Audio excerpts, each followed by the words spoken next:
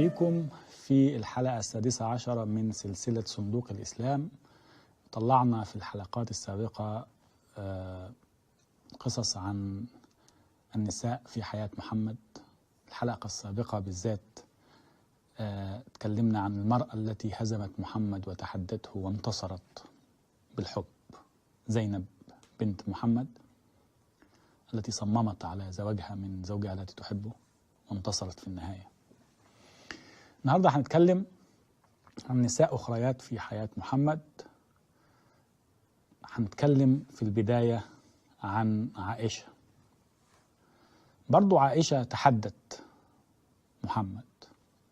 عائشة هي الوحيدة التي قالت لمحمد: أتزعم أنك رسول الله؟ عائشة هي الوحيدة التي قالت لمحمد: إني أرى أن ربك يسارع في هواك، يعني ربنا بينزل الوحي على مزاجك. لما لقت إن الوحي نزل يسمح له أنه يتزوج من زينب بنت جحش، والوحي نزل إن هو يفتح الطريق أمام أي واحدة عايزة تتزوج النبي، وإن امرأة وهبت نفسها للنبي إن أراد النبي أن يستنكحها خالصة لك من دون المؤمنين. يعني النبي ليه إيه؟ امتياز عن كل البشر، إن لو واحدة امرأة مؤمنة عرضت نفسها على النبي ممكن ينكحها بدون صداق وبدون رضا الأهل وبدون التفاصيل اللي هي الإيه المعروفة للزواج يعني. فعائشة انتبهت لهذه النقطة وقالت له: إني أرى أن ربك يسارع في هواك. طبعا احنا شفنا بقى في الموجة بتاعت إصلاح الإسلام وتجديد الخطاب الديني كلام كتير قوي بقى إيه تبرير بأثر رجعي لموضوع زواج محمد من عائشة. ولا ما كانش عندها 6 سنين وكان عندها 18 سنة، لا عارفين بقى، هم كانوا موجودين هناك وعارف التاريخ الإسلامي كله لم يدرك إن عائشة كان عندها 18 سنة. الأستاذ إبراهيم عيسى والأستاذ إسلام البحيري بس هم اللي اكتشفوا الموضوع ده في القرن 21. عبقرية يعني. ليه؟ لأن القرآن بيقول: إنك لعلى خلق عظيم، ومستحيل النبي يكون على خلق عظيم ويتزوج طفلة عندها 6 سنين. ده المنطق بتاعه. طيب هل ينفع حد على خلق عظيم إنه يسبي امرأة من الحرب لسه قاتل أبوها وزوجها ويتجوزها؟ طب ما صفية، طب لقيتوا حل الموضوع صفية؟ لا ما لقوش. يقول لك دي وقعت في غرام النبي في نفس اليوم. بس سيبك من موضوع على خلق عظيم وخلينا نتكلم عن القصص اللي موجودة بين ايدينا. ليه عائشة؟ وليه طفلة؟ ليه يتزوج طفلة؟ في ناس بتاخد منها الجانب المرضي، يقول لك بيدوفيليا واللي يحب الأطفال ومش عارف ايه وجنى على مستقبلها. أنا شايف إن موضوع الزواج من عائشة كان ليه شق نفسي إنساني عميق جدا في محمد، وشق سياسي اقتصادي. محمد يعني كان متزوج من خديجة لمدة 25 سنة، وكان هو اللي دايما تحت وطأتها. هي سيدة البيت، هي اللي بتصرف عليه وهي اللي بتحميه. لما ماتت خديجة محمد حب ان هو اللي يلعب دورها، انه ما يبقاش يجيب حد هي اللي تحكمه وهي اللي لا بقى. هو كان بينفق عليه، حب يبقى هو المنفق. فدي اللي لعبت الدور ده مع مين؟ مع سودة بنت زمعة، ست قربت من 70 سنة، اتزوجها عشان يبقى هو العائل بتاعها وينفق عليه. أنا الراجل الكريم اللي هقولك. ومن ناحية تانية كان محتاج دادة للأطفال، خاصة فاطمة اللي كانت لسه صغيرة. فلو تزوج فتاة صغيرة مش هتعرف تربي الأولاد أو تاخد بالها من البيت وتطبخ بقى وتعمل كل الحاجات اللي خديجة كانت بتعمل. وفي الوقت نفسه كان يعني عائشة الطفلة كانت الطفل الذي كان يتمنى محمد أن يكون هو في حياته. الطفل اللي أهله بيحموه ومدلعينه ويعطوها لعب ويحبوها ويغمروها بحنانهم. فهو كان واخد عائشة كده، يعني يبص عليها ويشوف محمد اللي كان نفسه يكون هو. رغبة محمد في ان هو يعوض طفولته لذلك احنا بنسمع نقرأ ان هو كان بيجري معاها ويتسابق معاها ويضحك معاها ويسمح لها بكل شيء، كانت بتقول كل حاجة. الوحيدة زي ما قلنا اللي قالت له انت مفكر نفسك رسول الله ولا ايه يعني. وفي الوقت نفسه الجانب برضو الاقتصادي، هو صحيح محمد ورث عن خديجة بعض المال، لكن ما كانش يكفي ان هو، لانه ما بيشتغلش، فعايز حد يكمل برضو يعني يبقى سند ليه مادي واقتصادي. طيب ابو بكر تاجر، وعلى فكرة ابو بكر كان بيشتغل عند زوج خديجة الاول، يعني هو اللي كان ماسك تجارة زوج خديجة اللي قبل محمد. فالقصة مستمرة بقى، هو ايه، هو اللي مسك التجارة بعد كده وبقى تاجر لوحده وبقى عنده فلوس. فده دعم مادي محتاجه محمد برضه فيما بعد، وأبو بكر لعب الدور ده، فهو بيأمن نفسه ماديا وسياسيا وبيضمن ولاء صديقه أبو بكر برضه. أنا هسيب القصص بتاعت فاخذها وعانقها وعمل دي، لأن مش ده موضوعي. الأزمة هو ما ترتب على ذلك للأسف الشديد يعني. وده الشيء اللي أنا بحب أقوله للمرأة المسلمة اللي بتسمعني، قبل ما تكرري كلام زي الإسلام كرر المرأة، الإسلام كرر من المرأة، فكري في الحاجات دي وتبعاتها. ولما تقولي أنا سمعت ست محجبة تقول أنا ليبرالية جدا ومش عارف ايه وبتاع، بس انا ما جدتي كانت اتجوزت وهي عندها 9 سنين وما فيش اي حاجه وبتاع ومش عارف ايه، بتحاول تبرر حاجه باثر. حرام عليكي بقى، انت بتكرري الازمه مرتين. يعني هم عملوا المصيبه من 14 قرن وانت جايه تبرريها كأن، وناس واحده ثانيه تيجي تقول لك ما هو اصل ايامهم كان ده شيء. طب هو محمد كان جاي عشان يعمل زي ايامهم ولا جاي عشان يغير البشريه ويبقى رحمه للعالمين؟ يا هو وقت ما تيجوا تطبقوا الشريعه تقولوا صالحة لكل زمان ومكان، ووقت ما يبقى فيه مشاكل يقول لك لا ده أصل ده لازم تفهمه في سياق عصره ولازم تفهمه مش عارف ايه. خلاص يبقى في سياق عصره، يبقى محمد لا علاقة له بالقرن 21 بس. القرن 21 لا فيه زواج من 9 ستات في وقت واحد، ولا فيه ملك يمين، ولا فيه سبي واحدة وتنام معاها في نفس اليوم وتغصبها على الجماع وانت لسه قاتل أهلها. كل دي بنسميه النهاردة جرائم حرب. وأي جريمة هي جريمة حتى لو فهمنا سياقها تظل جريمة، لو فهمنا دوافع القاتل يظل قاتل. فأنا اللي أنا عايزه من المرأة المسلمة بالذات إن هي تفهم تبعات الكلام ده، لأن الكلام ده هو اللي ترتب عليه قوانين في كل الدول الإسلامية، إن الست ممكن تتزوج في أي وقت وهي طفلة ما دام النبي عمل كده.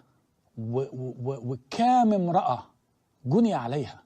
بص انت شوفي حياتك ده، بص حواليك كده وشوفي حياتك عايشاها ازاي عشان تعرفي ان ده اثاره جاي منين. قبل ما تقول الاسلام كرم المرأة، انت متكرمة؟ بس اسألي نفسك، لو لقيتي نفسك متكرمة الله يبارك لك، بس وما تفكريش في حاجة بقى، خلاص يبقى انت دي مش مشكلتك وده مش موضوع. بس ما تجنيش على غيرك وما تبرريش حاجات جرائم هي جرائم بس. عائشة كان لها مكانة خاصة طبعا عند محمد لأسباب كتيرة، وهي كانت تفتخر بالموضوع ده، ان هي المرأة الوحيدة اللي تزوجها محمد وهي عذراء، وكانت تقول انها المرأة الوحيدة التي كان يأتيه الوحي وهو في ثوبها، يعني ايه وهو معاه تحت في السرير يعني. ودي غريبة جدا ان جبريل غير طبيعته عشان خاطر عيون عائشة. يعني احنا سمعنا في قصة خديجة ان خديجة ما قدرتش تشوف الملك، وان هي اول ما خلعت ثيابها جبريل هرب. لا، عائشة بقى جبريل غير طبيعته بسببها، بقى يجي لمحمد بالوحي وفي ثوب عائشة وهي قلعة برضه ما فيش اي مشاكل. وفي مرة كمان حتى يعني عشان تشوفوا سفاهة الموضوع، يعني ان عائشة شافت جبريل. شافته ازاي بقى؟ كانت شافت رجل خارج من عند النبي وركب الحصان بتاعه ومشي، فسألت النبي بتقول له من هذا؟ فمحمد قال لها هو انت شفتيه؟ قالت شفته. قال لها غريبة قوي اصل ده جبريل. يعني ممكن يكون بيضحك عليها، بقت خلاص أسطورة، وكتاب الأحاديث خدوا الموضوع وخلاص. عائشة شافت جبريل وقال إيه؟ شبه دحية الكلبي. يعني جبريل اختاروا رجل وسيم، اللي هو يعني كان معروف إن هو وسيم، اسمه دحية الكلبي، وكان بيجي على صورته. يا نهار اسود! وصدق بقى، صدق وخلاص. جبريل كان بيجي على هيئة دحية الكلبي. ما عادي، ما هو كان راكب، كان قاعد على كرسي بين السماء والارض، ومحمد كان بيشوف كل حاجه ممكنه بقى دلوقتي. ويجي ببراق وخده طب ما كان يجي يشيله على كتفه، ما هو بيطير كده كده، لازم براق يعني، لازم حصان. طب ما دام هو كان جبريل شاله على جناح من جناحاته. المهم عائشه كانت بتقول يا ارض تهدي ما عليك ادي، وخلاص بقى انا الزوجه اللي هي بقى المفضله. وكانت بتحكي تفاصيل، يا لهوي على التفاصيل اللي عائشه كانت بتحكيها عن الفراش ومع محمد. انا لو كتبت الكلام ده في روايه هتتمنع. والله. ليه؟ لان عائشه كانت بتحكي الكلام ده كله. محمد مات وهي عندها 18 سنه. ست عندها 18 سنه ممنوع عليها الزواج طول حياتها. عايشه بقى من الذكريات، تألف شويه، تتذكر شويه، لان هو ده اللي هتعيش عليه. تقول لك كان الرسول مش عارف ايه، حتى في رمضان كان يعني يقبلني ويمص لساني. طب انت بتحكي الكلام ده ليه؟ وحتى في ايام المحيض كان يقول مش عارف ايه، ويحط خب بس ويتمتع بما فوق. يعني هو ده هنستفاد احنا بالكلام ده ايه؟ بس طبعا جه فتره عائشة فقدت الامتياز دون، كانت مفكرة بقى ان هي الأحسن من خديجة بقى، ما عذراء والآخر. ابتدى محمد بقى يتزوج غيرها، كل ما يشوف واحدة حلوة هات. أم سلمة يقول لك كانت جميلة جدا. انسى بقى كل القصص اللي انت سمعتها ان كل زيجة كان لها سبب ديني او اقتصادي او سياسي، قصدي ان هو لا، معظم النساء اللي زوجهم محمد من قبيلة واحدة. يعني مش الفكرة ان كل القبائل وان هو يجمع، لا، معظمهم الجمع المشترك ما عدا سودة كان ان هو الجمال بس. حتى يعني عائشة كان يقول يعني خذوا نصف دينكم عن هذه الحميراء. يعني الحميراء مش يعني في ناس بيترجموها يقولوا انها الحمارة، لا، الحميراء يعني اللي هي ايه، خدودها حمراء يعني، او الشقيراء اللي شعرها اشقر. ام سلمة قال لك كانت جميلة جدا، وعائشة كانت بتغير منها جدا. ماريا القبطية كانت جميلة جدا، وعائشة يعني كان فيه بقى مشاحنات. ولما تقرأ قصص نساء النبي هتلاقي الجانب الإنساني جميل جدا بقى، والمؤامرات وإلى آخره.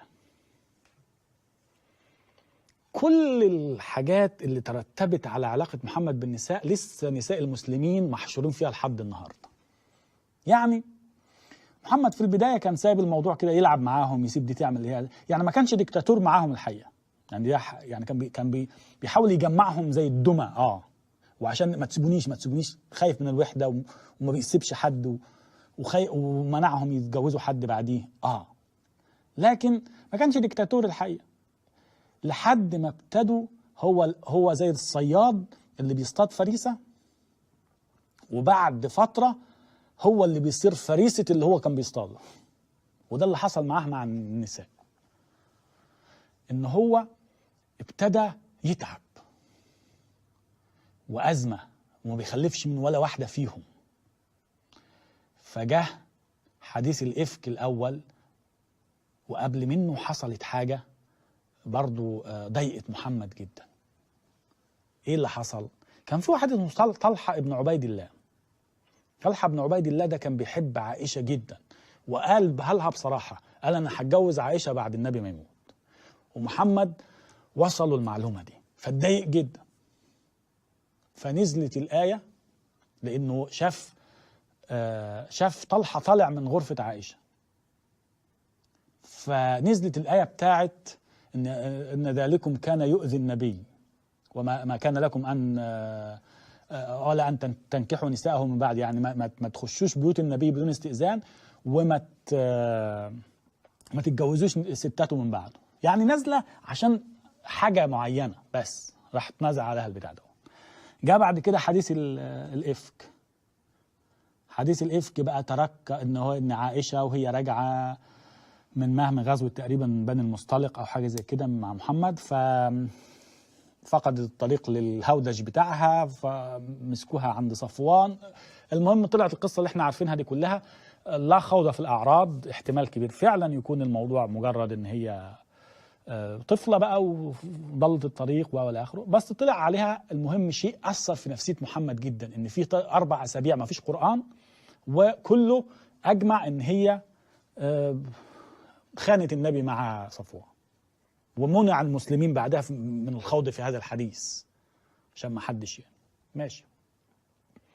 ترتب على ذلك بقى خد سورة النور ورجم وجلد اللي لسه بيطبق في أفغانستان وسط، عشان محمد غيران، عنده غيرة، عنده مشاكل. خد عندك رجم وخد عندك جلد وخد عندك المشاكل دي كلها، والمحصنات ورمي المحصنات، كل الآيات اللي هي ترتب عليها قانون إسلامي جاية من محمد إن هو يعني مهزوم، انصدم. وبعد 4 أسابيع القرآن جاء وقال هي بريئة، خلاص يعني لا خوض في الأعراض، ما نعرفش القصة أو الأزمة بقى.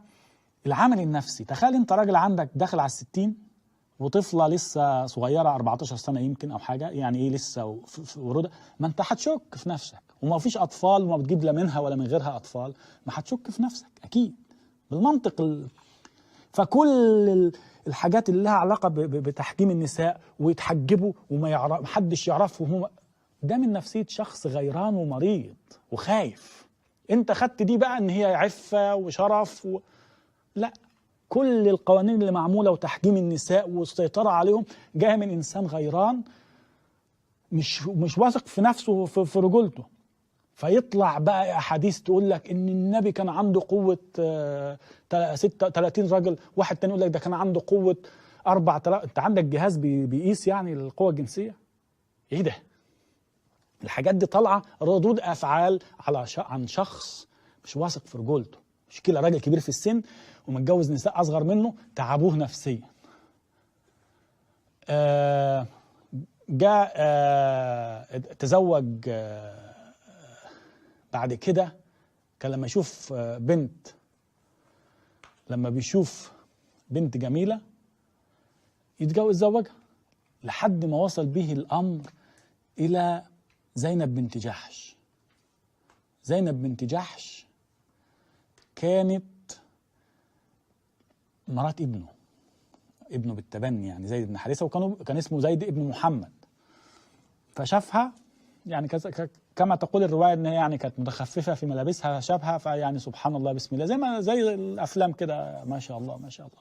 فنزلت الآية بقى وتخفي في نفسك ما الله مبدئ، وربنا قاعد فوق بيشتغل خطبة، يعني ايه دي تتجوزها ودي لا ومش عارف ايه، وينزل آية ويقول لك ان هو طلب من زيد نفسه ان هو يروح يخطبها لنفسه. شوف بقى قمة فزينب تقول لا انا لا مش هتزوج النبي غير لما يجي آية من القرآن، فطلبت مهرها آية من القرآن، فنزلت الآية من القرآن فلما قضى زيد منها وطنا زوجناك، وبقى كده التبرير اشتغل وما فيش أي أزمة خالص.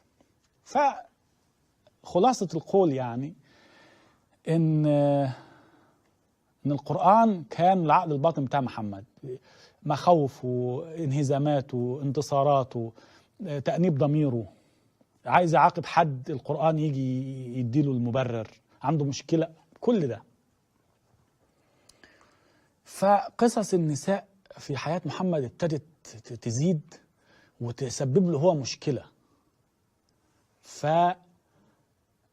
خاصة لما جت ماريا القبطية بقى، كان هو يعني بيفضل أسابيع حابس نفسه معاها، كان يحبها جدا، فغاروا على منها النساء فعملوا رباطية. فلما خلفت منه إبراهيم، ماريا القبطية الوحيدة اللي خلفت منه، وده برضه لغز غريب، فجت عائشة نساء بقى قالت له على فكرة إبراهيم ده مش شبهك. إزاي مش شبهي إزاي؟ راح سأل واحدة تانية كانت عائشة برضه مربطة معاها، قالت له مش شبهك. فطبعا قامت الدنيا وبتاع، وأمر محمد علي بن أبي طالب إنه يروح يقتل. فقالت إيه عائشة بقى؟ قالت إن العبد المصري اللي جه معاها، ما هي ماريا جاية من مصر، وكان في عبد مصري بيقولوا إنه هو ابن عمها، مش عارف مربورة ولا إيه بيسموه كده، فقالوا إن هو ده أبو الطفل، أبو إبراهيم. فالمهم راحوا هيقتلوه مش عارف إيه، اكتشفوا وقال لك لا ده كان مخصي، ومش حديث إفك تاني. ورغم ان عائشه طلعت انها رمت محصنه، امراه محصنه اهي، ما رجمهاش ما جلدهاش رغم زي القران ما بيقول. ليه؟ لان ماريا غلبانه غريبه جايه من مصر وعبده، فما يمشيش عليها النظام ده. الاسلام كرم المراه، لا تنسوا دي ابدا. الاسلام كرم المراه وقال انها ناقصه عقل ودين، كرم المراه وقال للراجل لو خفت منها نشوزا اضربها، كرم المراه وقال لو عدت قدام المسلم وهو بيصلي هي أو كلب أو حمار صلاته تبطل. الإسلام كرم المرأة وقال إنها خلقت من ضلع أعوج. الإسلام كرم المرأة وقال نساؤكم حرث لكم فأتوا حرثكم أن شئتم.